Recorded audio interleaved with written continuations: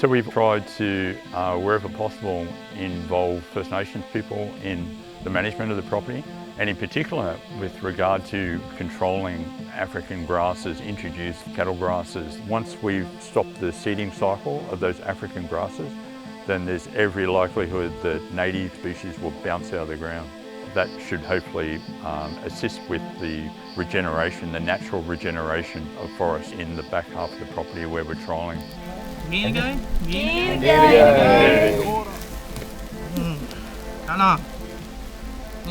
ni pajam mat tenders, no yam gumbangel jambara, nanyo ni barmara, no ingi yam uraro gunjula. Nayam jangla nyage guninda, ilami yam uraro gu. Nya yapan go, pagi gamba yam bugarwa wajar.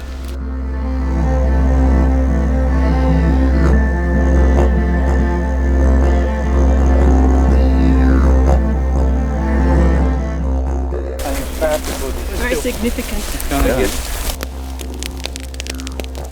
With good fire we can increase biodiversity, we can look after our plants and animals that have evolved with fire and adapted to fire. That's right, my dad used to tell me he'd go through the forest out here at Martel's Road on a horse and sulky.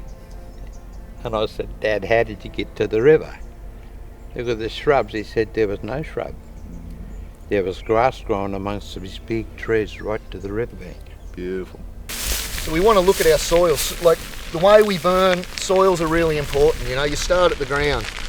So that's our seed bank. That's all our organic matter and life. That's where that regeneration is going to come from. So we don't want to burn that hot. We want it cool over the top. We want to leave some of this organic matter behind, not cook all the seed, let time and space for the animals to move away, you know, and with that cool soil moisture there, when that fire travels over this ground, that ground's going to be cool to touch straight away.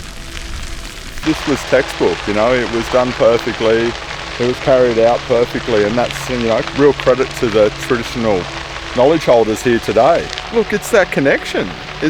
Truthfully, it's a connection to our ancestors, and it reminds us of who we are. So it really brings back that, you know, that belief that our responsibility is to the earth. You know, we all grow up with that. And when we get out here and look after earth, it reminds us that we're all one mob. It's an honour to be here today and be a part of such a beautiful burn. It was really good. It was a really enjoyable day. And I think both groups probably look forward to coming back and meeting again next year. And the Rural Fire Service guys, they made a point of saying how much they enjoyed working with the First Nation guys. And the First Nations guys said how much they enjoyed working with the Rural Fire Service groups. I thought, how good is that, you know? And like, this is unknown to each other. Hey Tom? Yes sir. All right, we want to make a start on this other one, but we're going to need a unit and some lay flats. There's actual no control line on top of that ridge there. We're going to have to do a wet line. Yep, okay, all right. We could get help set up. So Hal, would you like to do that? Yeah, I'll do that. Okay, so look, your exit will be up here. We could light it down like 10 or 15 metres off the fence line and just small, put it out as we go. That'll work. It's just time. Do you still want to move over to this sector first Well, next, or do you want to move on that Walden sector? I think that this is going to cool off before this does now this afternoon, so it'd probably be better if we... And that was a really good burn that day.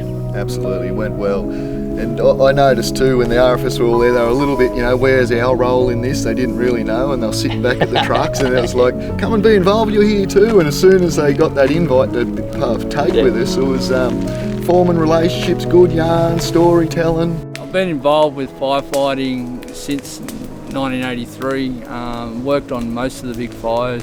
This type of fire that we're using today is, you know, just nice, light, cool fire. It's not impacting on anything. Australia's always had fire. You know, the landscape was managed with fire pre-European settlement, and our traditional custodians of country looked after country with fire. And they're cool fires. As you know yourself, a cool fire doesn't burn the grass. It singes it. And within a couple of days or a week, you see brand new shoots go. Straight up. Today's end result was about coming together and sharing knowledge for a cool burn to help rejuvenate our landscape.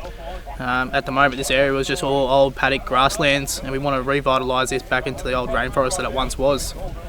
With these cool burns, low intensity burn, the idea is to keep a low heat fire going across the landscape to protect our environment, our trees, our wildlife.